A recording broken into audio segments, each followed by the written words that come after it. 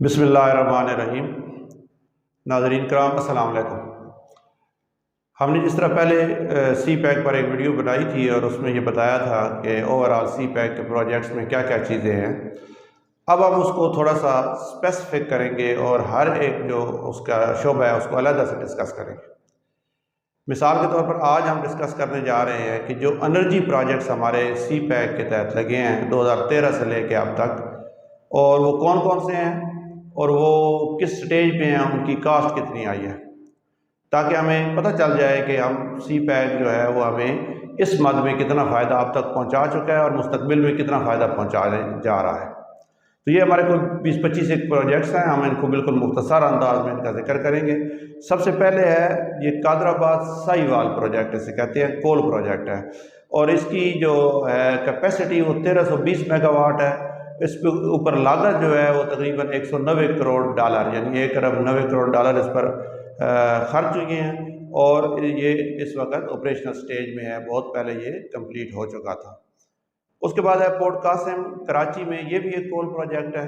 ये भी 1320 मेगावाट का प्रोजेक्ट है और इसके ऊपर भी 190 करोड़ रुपए 190 करोड़ डॉलर की लागत आई है।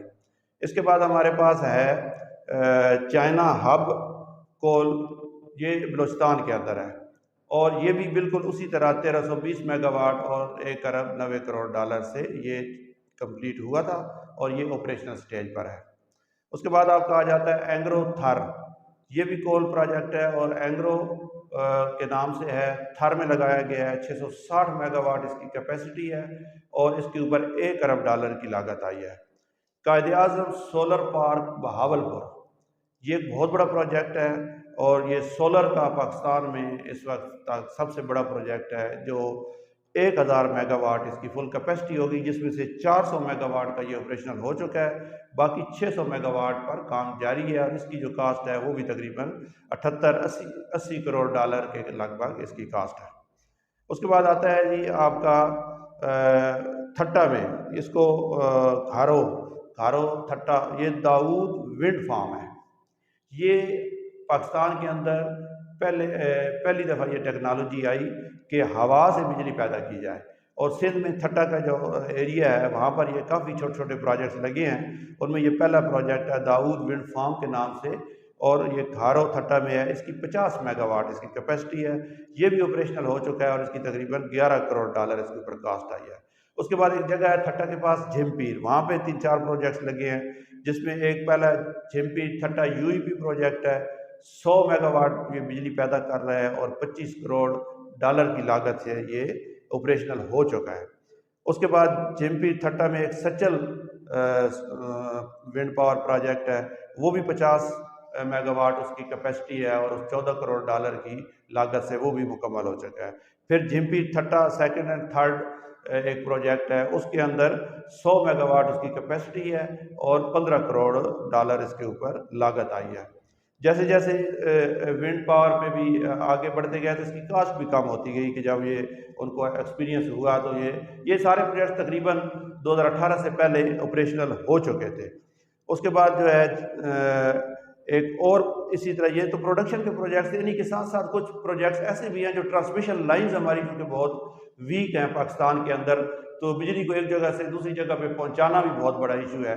तो उसके लिए भी बड़ा काम किया गया और उसका एक बीच में चूंकि उसका जिक्र आ रहा है तो हम यहाँ भी उसका जिक्र कर देते हैं कि सिंध में एक जगह है मिटियारी, वहाँ से लेके लाहौर तक तकरीबन 900 किलोमीटर की हाई ट्रांसमिशन लाइंस जो हैं वो बिछाई गई हैं, और ये 660 केवी इसकी वो जो एक स्पेसिफिकेशन होती है, जिस तरह वो लिखा होता है कहीं पे 30 केवी से 60 केवी के ग्रिड स्टेशन होते हैं, ये 660 केवी की इसकी तरसील है और ये 4000 मेगावाट इसकी कैपेसिटी है तरसील की, और इसके ऊपर 1 अरब और 65 करोड़ डॉलर लग चुके हैं और ये भी ऑपरेशनल स्टेज में है, और ये वहाँ से बिजली मिटियारी से यहाँ तक लाहौर तक पहुँच रही है।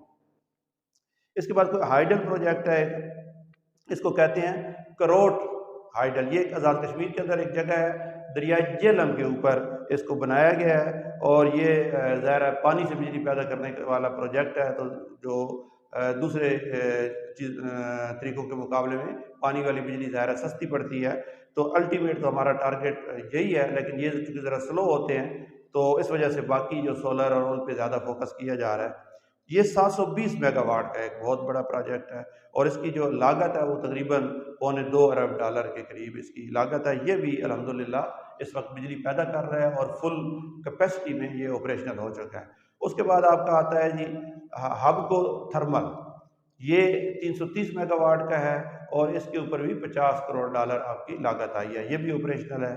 उसके बाद एक है थारकोल, शंघाई इलेक्ट्रिक वालों ने एक थारकोल में बहुत बड़ा प्रोजेक्ट लगाया है और इसकी जो कैपेसिटी है वो 1320 मेगावाट है और इसके ऊपर भी तकरीबन $2 अरब की लागत इसके ऊपर आई है। ये भी इस वक्त बिजली प्रोड्यूस कर रहा है और पाकिस्तान की जो है उसमें एनर्जी में ये कंट्रीब्यूट कर रहा है। एक और छोटा सा प्रोजेक्ट है, छोटा तो नहीं है, थोड़ा सा मीडियम साइज का, हबको थारनोवा नोवा के नाम से ये प्रोजेक्ट, ये भी थार में है और 330 मेगावाट इसकी कैपेसिटी है और $50 करोड़ के ऊपर इसकी लागत आई है। अब इसके पास कुछ प्रोजेक्ट्स ऐसे हैं जो अंडर कंस्ट्रक्शन है, यानी उन पर कुछ काम हो चुका है और कुछ हो रहा है। उसमें सबसे अहम जो है वो सुक्की किनारी, ये भी एक आज़ाद कश्मीर के अंदर जो दरिया जेहलम के ऊपर एक छोटा सा दरिया है, दरिया कुनहार, और वो आके फिर दरिया जेहलम में गिरता है, तो उसके ऊपर इसको बनाया गया है और ये 200 मेगावाट बिजली पैदा करेगा। इसका 70% काम मुकम्मल हो चुका है और बाकी जो है थोड़ा बहुत काम इसके ऊपर रहता है और इसकी तकरीबन 200 करोड़ यानी $2 अरब इसकी लागत है और इसकी पैदावार 885 884 या 885 मेगावाट इसकी पैदावारी सलाहियत है।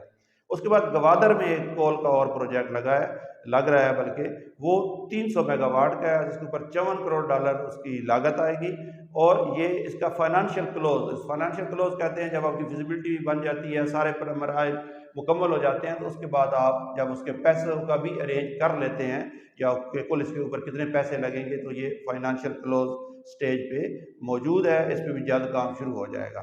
इसके बाद आपका एक और हाइड्रो पानी से बिजली पैदा करने वाला कोहाला दरिया जेहलम के ऊपर, अब दरिया जेहलम के ऊपर आप देखें तो ये तीसरा प्रोजेक्ट आ रहा है, तो ये तीनों यानी मिला के कोई 2000 मेगावाट के करीब हमने सिर्फ दरिया जेहलम से ये बिजली पैदा होने जा रही है। तो ये कोहाला हाइड्रो जो है ये 1124 मेगावाट इसकी बिजली होगी और तकरीबन $2.5 अरब इसके ऊपर लागत है। इसकी ज़मीन वगैरह परचेज कर ली गई है, इसकी बाकी जो फिजिबिलिटी और फाइनेंशियल क्लोज के मराइल रहते हैं उसके बाद ये जल्द शुरू हो जाएगा।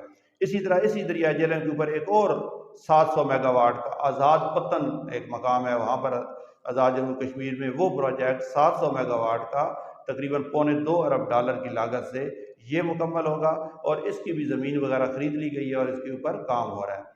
अब 2-3 और प्रोजेक्ट हैं जिनके ऊपर अभी कोई काम नहीं हुआ, लेकिन वो उसमें उसका लेटर ऑफ इंटेंट होता है कि आप उसके ऊपर आपने तय कर लिया है कि आप यहाँ पर ये 3 प्रोजेक्ट्स लगाएंगे और जो आपकी चाइना या सी पैक वालों से भी बातचीत हो गई है।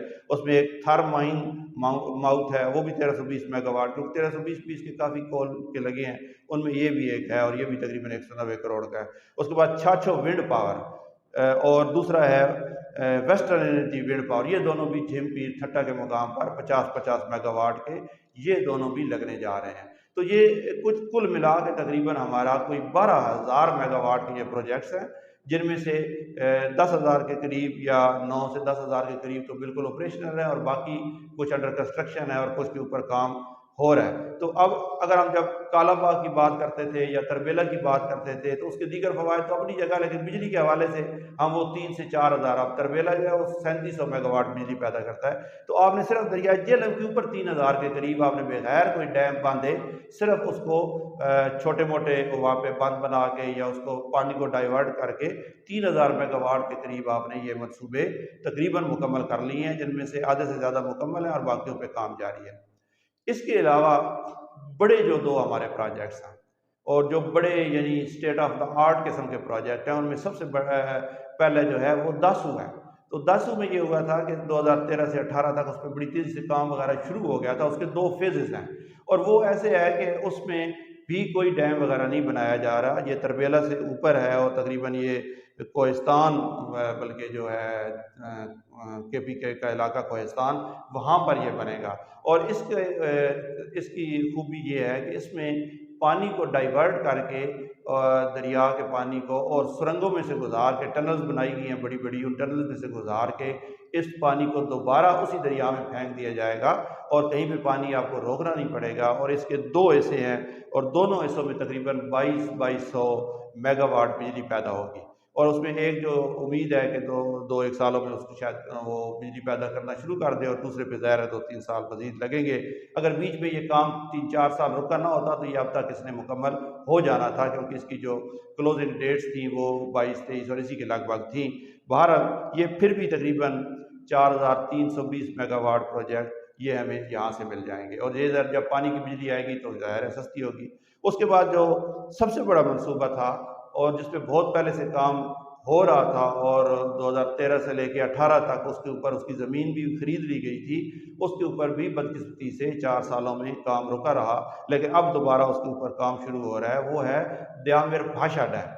ये द्यामिर भाषा के नाम तो तकरीबन 2005-6 से आ रहा है और लेकिन उसके ऊपर जो प्रॉपर ज़मीन वगैरह खरीदी गई वो भी 13 से 18 के दरमियान खरीदी गई और उसके ऊपर काम शुरू होना था लेकिन नहीं हो सका और अब उसके ऊपर काम शुरू है। तो वो तकरीबन 4800 मेगावाट। अब ये आप अंदाज़ा लगाएं कि आपका जो काला बाग है वो भी 3 से 4000 का है। तरबेला जो है वो 3700 मेगावाट अगर फुल कैपेसिटी पे चले, जो कि फुल कैपेसिटी पे नहीं चलता हर वक्त, तो वो 3700 मेगावाट पैदा करता है, जबकि भाषा जो है ये 4800 मेगावाट बिजली पैदा करेगा। और इसकी दूसरी खूबी ये है कि ये जो डैम बन रहा है इसमें तरबेला से भी के करीब करीब पानी भी स्टोर किया जा सकेगा। तकरीबन 85 लाख एकड़ फुट जो पानी है इसके अंदर वो स्टोर किया जाएगा। तरबेला में तकरीबन 1 करोड़ और 16 लाख अगर फुल कैपेसिटी पे हो तो उसके अंदर इतना पानी स्टोर किया जा सकता है, लेकिन फुल कैपेसिटी पे नहीं होता तो 1 करोड़ के करीब यानी तकरीबन तरबेला के 80-90% पानी हम द्यामिर भाषा में स्टोर कर लेंगे। और इस पर किसी को सिंध को या किसी सूबे को एतराज़ भी नहीं है, क्योंकि इस डैम से कोई नहर नहीं निकाली जाएगी बल्कि उस डैम से फिर पानी सारा उसी दरिया में फेंका जाएगा और इससे बिजली पैदा की जाएगी और सैलाबी पानी का एक बड़ा ज़ख़ीरा हमारे पास आ जाएगा। ये 4800 मेगावाट बिजली जो है इससे पैदा होगी। तो ये नाज़रीन कराम तकरीबन इसके 20-25 प्रोजेक्ट्स जो सी पैक की वजह से 2013 की अगर आप सूरत हाल याद करें तो उस वक़्त लोड शेडिंग की क्या सूरत हाल थी, लेकिन अब अल्हम्दुलिल्लाह लोड शेडिंग उस लेवल पे नहीं रही। अगर थोड़ी बहुत कोई 1 आध घंटा मैनेजमेंट के तौर पर होती है तो ये सारा सी पैक का कमाल था और इसी वजह से हम बार बार कहते हैं कि सी पैक को चलने देना चाहिए और सी पैक के खिलाफ जो साजिश है उन्हें हमें नाकाम बनाना चाहिए और इंशाल्लाह वो नाकाम होगी। तो ये इसके ऊपर मैं अगर आप हज़ारों के हिसाब से एक तो जॉब्स क्रिएट हुई और इन सारे जो मंसूबे मैंने ऊपर गिनवाए हैं इनकी सबसे बड़ी खूबी ये है कि इनके ऊपर जितनी जॉब्स क्रिएट की गई हैं उनमें से तकरीबन 70 से 80% लोग जो हैं वो पाबंदी है उन कंपनीज के ऊपर कि वो मकामी भर्ती करेंगे। तो अब ये थर में जितने प्रोजेक्ट्स लगे हैं तो थर के लोगों को रोज़गार मिला है, इसमें ठट्ठा में, गवादर में, बलूचिस्तान में, KPK में, तो उन इलाकों के लोगों को सिर्फ टेक्निकल जो स्टाफ है वो पाकिस्तान के दीगर हिस्सों से या बाहर से आया है, बाकी तमाम का तमाम स्टाफ जो है वो लोकल है। तो ये इससे हमारा एनर्जी क्राइसिस जो है वो इंशाल्लाह दूर हो जाएगा। और एक और डैम जिसका मैंने जिक्र किया था वो अभी बहुत अर्ली स्टेज पे है, कटज़रा डैम। वो तो एक ख्वाब है, आप अगर कटज़रा डैम बना लें, भाषा से भी ऊपर है, वो बहुत बड़ा, उसमें से 30,000 यहाँ पे आप बहुत बड़ा जाते हैं तो 4000 तक जाते हैं या 5000 तक, वो 30,000 मेगावाट बिजली प्रोड्यूस कर सकता है और उसके ऊपर यकीनन उसका जो पानी स्टोर करने की सलाहियत है वो भी बहुत ज़्यादा होगी। तो इंशाअल्लाह दुआ करें कि सी पैक चलता रहे और हमारा मुल्क इसी तरह तरक्की करता रहे और अंधेरों से निकल कर रोशनी का सफ़र जारी रहे। बहुत शुक्रिया। अस्सलाम वालेकुम।